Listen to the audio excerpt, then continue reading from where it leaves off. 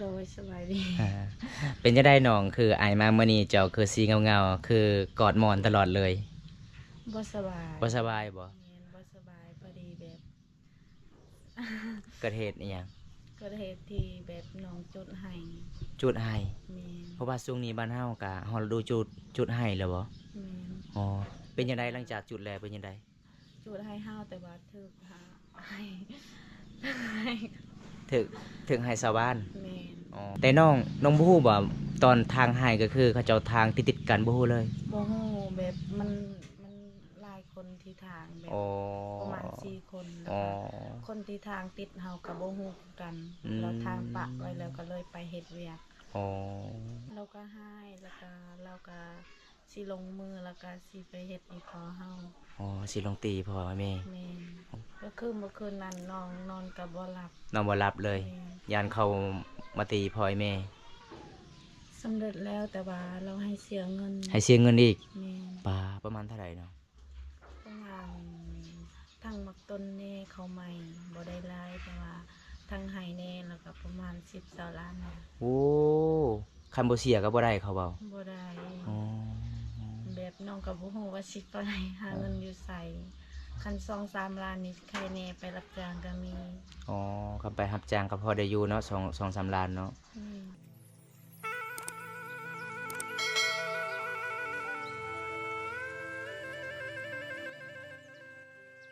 วันนี้ก็มาเยี่ยมมายามสาวโทคือเก่าหลังจากมาเยี่ยมมายามสาวกกสาวแลสาวใหญ่บ้านพูนมังมีวันนี้ก็แวะมาเยี่ยมมายามสาวโทบ้านแกงอะล่องมี FC ละล่ะคนคิดฮอดให้หน้าให้ตาพอสมควรดนแล้วทุกคนเลยวันนี้บำตาก็มาทำข่าวๆเรื่องราวน้องสบายดีเด้อ โดยสบายดีอ่าเป็นจะได้น้องคืออายมาเมื่อนี้เจ้าคือสีเงาๆคือกอดหมอนตลอดเลยบ่สบายบ่สบายบ่แม่นบ่สบายพอดีแบบ เกิดเหตุอีหยังเกิดเหตุที่แบบน้องจุดให้จุดให้แม่นเพราะว่าช่วงนี้บ้านเฮากะฮอดฤดูจุดให้แล้วบ่แม่นอ๋อเป็นจังไดหลังจากจุดแล้วเป็นจังไดจุดให้เฮาแต่ว่าถูกหาให้ให้ ถึกถึกให้ชาวบ้านแม่นอ๋อเป็นจังไดที่น้องจุดให้ดนจักมือแล้วประมาณ4-5มื้อแล้ว4-5มื้อแล้วเป็นจังไดที่น้องจุดให้ก็คือไม่หมดบ่หรือว่ายังให้เบิดอ๋อพอได้เฮ็ดอยู่บ่ แต่ก็คือน้องจูดให้ก็คือถึกให้ของชาวบ้านแน่แม่นแต่น้องบ่ฮู้ว่าตอนทางให้ก็คือเขาเจ้าทางติดๆกันบ่ฮู้เลยบ่ฮู้แบบมันหลายคนที่ทางแบบอ๋อประมาณ4คนแล้วอ๋อก็คนที่ทางติดเฮาก็บ่ฮู้คือกันอืแล้วทางปะมไว้แล้วก็เลยไปเฮ็ดเวียกอ๋อโดยก็คือมื้อนั้นก็คือเจ้าก็จุดให้พอดีคนที่ทางติดกับเจ้าผู้ผู้ที่สองก็คือให้เจ้าจุดหมดเลยเพราะว่าอยู่จุดนั้นก็คือมี4เจ้าของเนาะก็เลยเจ้าของผู้สุดท้ายเฮาบ่ฮู้เลยว่าให้เขาเจ้าติดกับให้เฮาอืมสุดท้ายเฮาจุดก็คือไหม้หมดอืมก็คือพอเฮ็ดได้อยู่เนาะแต่หลังจากนั้นเป็นจังได๋เจ้าของให้ว่าจังได๋แบบเราก็ให้แล้วก็เราก็สิลงมือแล้วก็สิไปเฮ็ดอีกพอเฮาอ๋อสิลงตีพ่อแม่แม่นอ๋อพ่อแม่เราบ่ฮู้หยังเลยเนาะบ่ฮู้อ๋อว่าเฮ็ดผิดเวียกอิหยังก็บ่ฮู้เลยเนาะมีแต่เฮาจุดให้เฮาเองเนาะอ๋อแบบบ่ได้เห็นหน้าให้เรานะอ๋อเพราะว่าช่วงนี้บ้านเฮาก็คือเฮาก็เฮ็ดไร่เฮ็ดสวนช่วงนี้ก็คือจุดให้เนาะก็คือเฮาก็บ่ฮู้ว่าไผมาจากไสเนาะแต่เจ้าของไร่ก็บอกว่าน้องก็สิจุดให้เขาเบิดในนั้นอืมแต่ตอนนี้ก็คือเจ้าของไร่ก็คืออยากตีพ่อพ่อแม่เจ้าโอ้ฮอดปานนั้นเลยบ่แม่นอ๋อก็คือเมื่อคืนนั้นน้องนอนก็บ่หลับนอนบ่หลับเลยแม่นยานเขามาตีพ่อแม่ แล้วก็เจ้าแน่เนาะคันเขาเจ้าตีพ่อแม่ก็บ่มีไผเลยเฮ็ดเวียกเฮ็ดงานมีที่เจ้าละเสาหลักครอบครัวเสียเวียกอีพ่อแม่โอ้พี่น้องเอ้ยชุมพอเบิ่งสาวโทมื้อนี้น่าเสียสดๆนิดนึงพี่น่าสงสารน้องหลายทุกคนน้องก็เป็นคนสู้ชีวิตเฮ็ดจั่งใดพี่น้องเอ้ยบ้านเฮานี่เฮ็ดให้เฮ็ดสวนดำรงชีวิตคันบ่เฮ็ดให้ก็คือบ่มีข้าวกินเนาะต้องเฮ็ดให้เฮ็ดสวนแต่สุดท้ายมาเกิดเหตุแบบนี้ บ่มตาก็บ่ฮู้เลยเด้คันเจ้าบ่ได้เล่าเด้แต่ข้อยเห็นเจ้าก็สิเงาๆแน่ เอาทุกคนมื้อนี้ก็เห็นแล้วก็น่าสงสารเสาโทเด้หลังจากนั้นเป็นจังไดเว้าความสำเร็จมาเรียบร้อยเลยบ่หรือว่าจังใด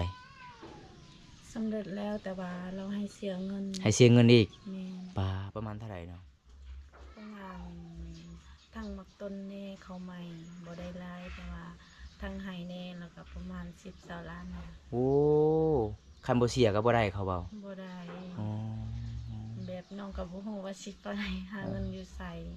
คัน2-3 ล้านนี่ใครแน่ไปรับจ้างก็มี อ๋อคำไปรับจ้างก็พอได้อยู่เนาะ2-3 ล้านเนาะ อืม อันนี้ฮอด10-20 ล้านทุกคนเลยเสียเพราะว่าน้องก็บ่ตั้งใจว่าน้องสิจุดให้เขาเจ้าเด้อทุกคน แต่น้องบ่ฮู้ว่าอยู่ในนั้นก็มันเป็นที่เจ้าของเนาะเขาเจ้าสู้จุดให้มื้อนั้นก็พร้อมๆกัน สุดท้ายไม่ให้ที่เขาเจ้าก็มาทางนํกันอีกก็เป็นคนสุดท้ายเนาะเฮาก็บ่ฮู้เลยเนาะว่าถูกให้ผู้นั้นผู้นี้ แต่มื้อนั้นก็คือ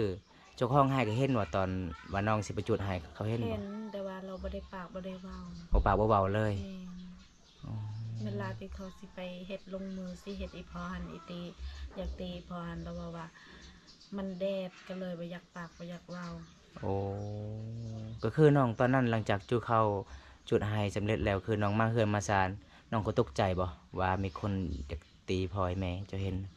กับตาเลยบ่น้อง เห็นกับตาเลยเฮาก็เมื่ออาบน้ำแล้วก็ขึ้นอยู่เฮือนแต่งตัวแล้วก็เห็นเราแบบ เพื่อนทางเรากับเพื่อนเฮาก็อยู่ติดกัน โอ้ เราก็เลยแบบ เราลงมือเลย เอาไม้เลย เอาไม้แล้วก็แม่ไว้ตะแกรงนอนดัก แกงใส่เลย แม่นเราสิแกงใส่เลยค่ะอยู่นำอีพ่อเฮาก็ประมาณ 2-3 คนเราอยู่ตารางหั่น อ่า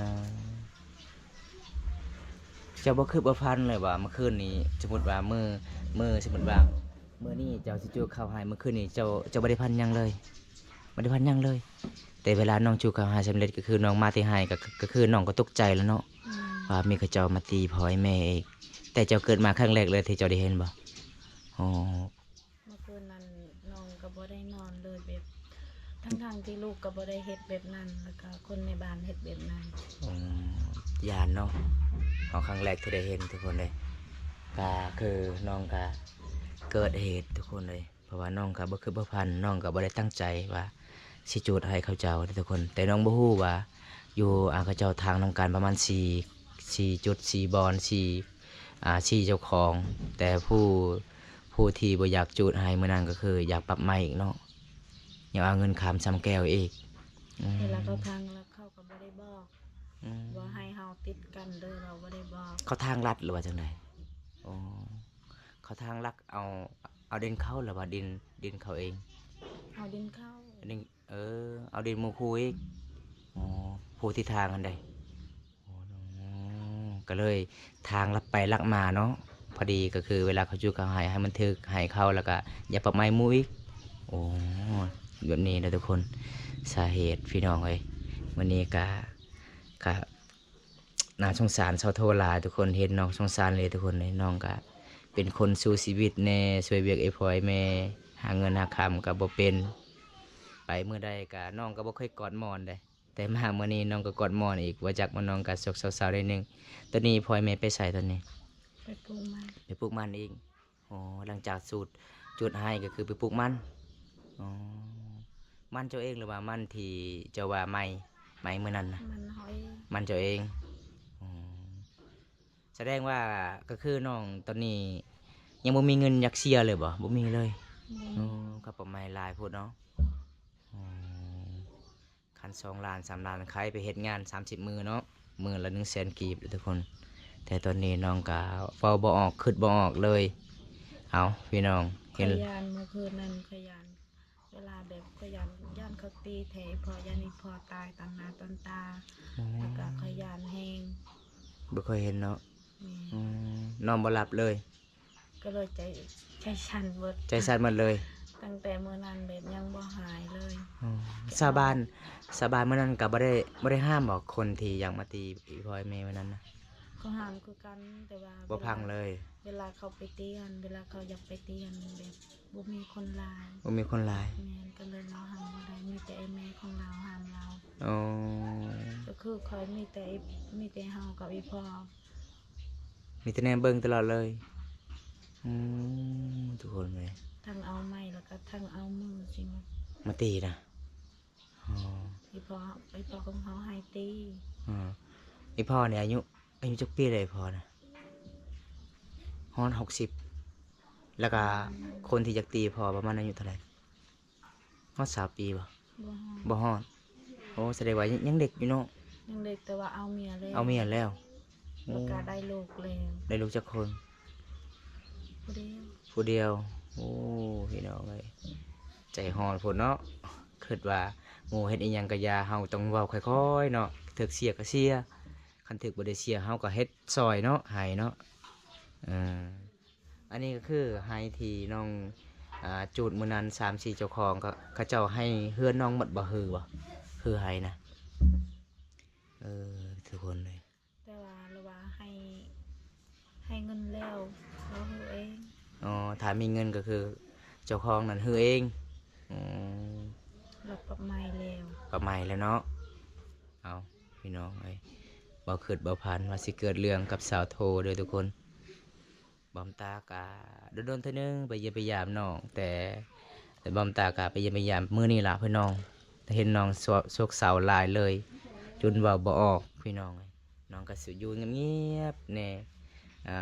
ขนาดห้องนอนก็บ่ได้กู้เลยเนาะ บ่สบายคิดตลอดเลยพี่น้องเอ้ยคิดนำไอ้พ่อไอ้แม่ยังเขาเจ้าตียังเขาเจ้ามาเอาไม้มาลัดเนาะมาลัดอยู่กลางทางย่างไม่ได้ชวนบ้านเฮาทุกคนเลยอันนี้คือเป็นวิถีชีวิตของสาวโททุกคนน้องเฮ็ดให้เฮ็ดสวนพี่น้องน้องจูดให้แต่มาถึกให้ของสาบานแต่บ่แม่นน้องว่าตั้งใจอยากจูดทุกคนเพราะว่าให้ที่ติดกันกับเจ้าของให้ก็บ่ได้บอกน้องแต่น้องก็บ่ฮู้เลยเพราะว่าคนที่บอก3 เจ้าของก็คือน้องก็ฮู้เนาะนั่นเนาะเขาให้จูดก็จูดไปเลยก็คือพี่น้องคนที่อยากตีอีพ่อของเจ้านี่พี่น้องเองบ่รู้ว่าจังไดพี่น้องกันเองบ่แม่นอ๋อเป็นเฮือนติดกันเลยหลังจากนั้นไอ้พ่อแม่เจ้าก็บ่ได้เว้าหยังเลยมีแต่แนมเบิ่งซื่อๆให้หมู่ตีโลด ให้ตี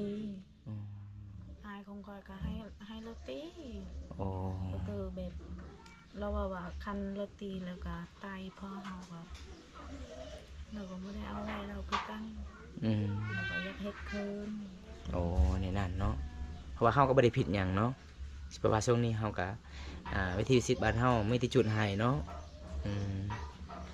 เอา ถ้าเวลาเขาทางหันเขาก็บอกว่าให้เฮาโดยอยู่หันเดิม ติดกันเลยเด้อเฮาเนาะยามทางก็บ่บอก เวลาเฮาไปจุดหันเราก็เห็นอยู่ ก็บ่บอกอีกก็บ่ถามอีก แม่นมีแต่เราว่าแดดบ่อยากพักบ่อยากเว้า อืม เอาเมืองกลางทาง อืม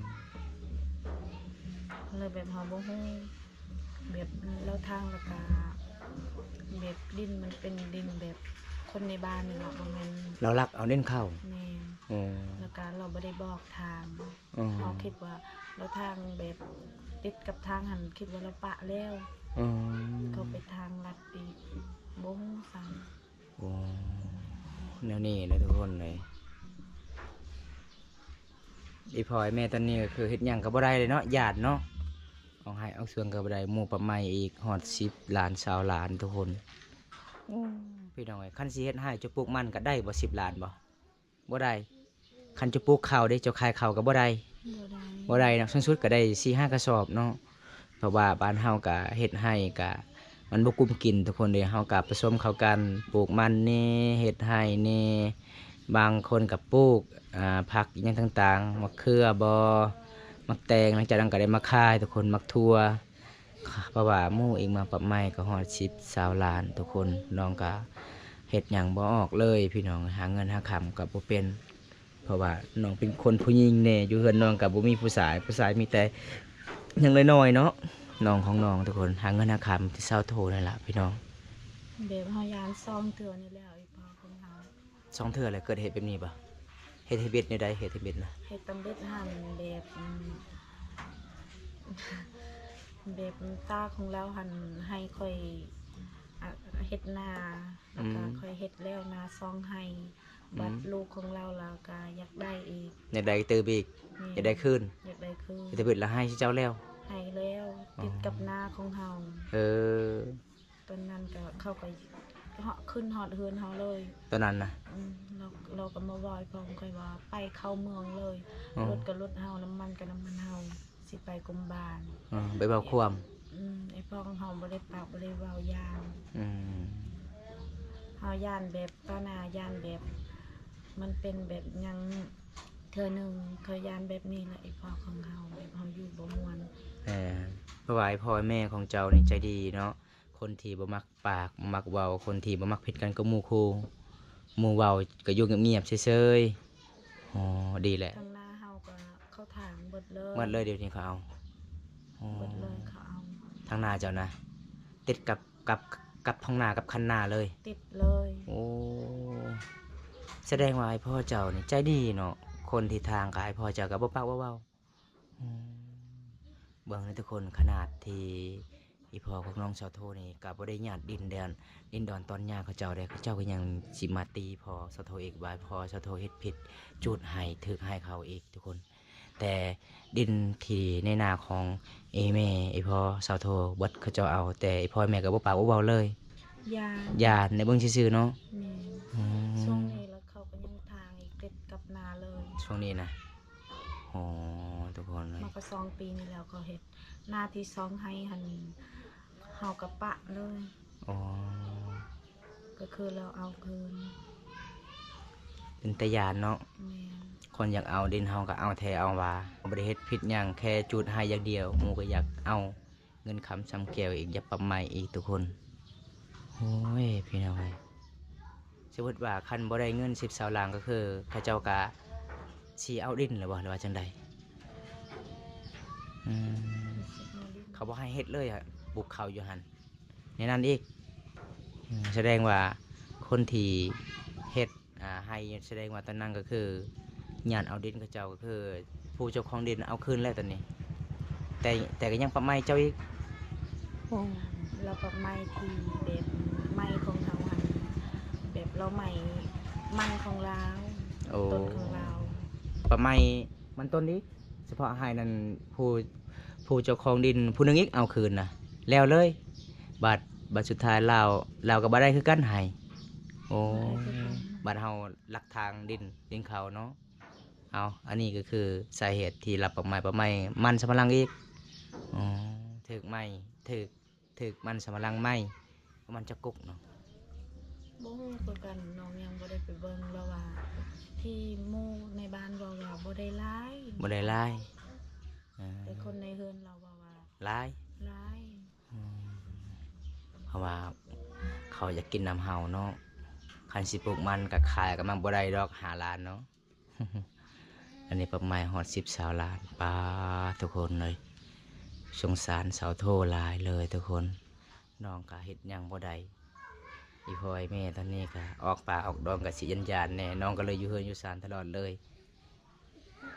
ปีหน้าก็คือบ่ได้เฮ็ดให้ละ ปีหน้าย่านแล้วบ่ แบบบ่มีบันทางเล บ่ ย มีแล้วเนาะ ทั้งหน้ากับเบิดเขาเฮ็ดเบิด เขารักเอาหมดเขาญาติหมดอืม ติดกับนาเลย ตอนนั้นรู้ว่าคันหน้าหมู่แล้วก็ต้องประมาณ10 เมตร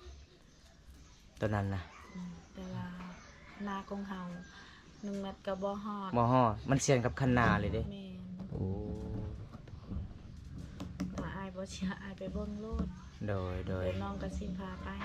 มานาพันเด้ออ้ายก็สิไปเบิ่งก่อนทุกคนไปอัปเดตดินดอนตอนหญ้าของน้องเพราะว่าน้องก็โอ้ยเฮ็ดหยังบ่ได้เลยทุกคนเลยรถล้างไถนาก็บ่มีคันเวลาจะไถนาต้องจ้างเขาเจ้าอีกเนาะพี่ไก่นี่เจ้าก็บ่ได้เฮ็ดนาบ่มีรถ บ่ได้เฮ็ดปะแล้วบ่มีรถ โดยอันนี้ก็หมู่คุยอีกมาญาติหมู่คุยอีกก็สิปรับใหม่อยากได้เงินนำสาวโทก็สิมีเงินมาที่ใส่ทุกคนเลย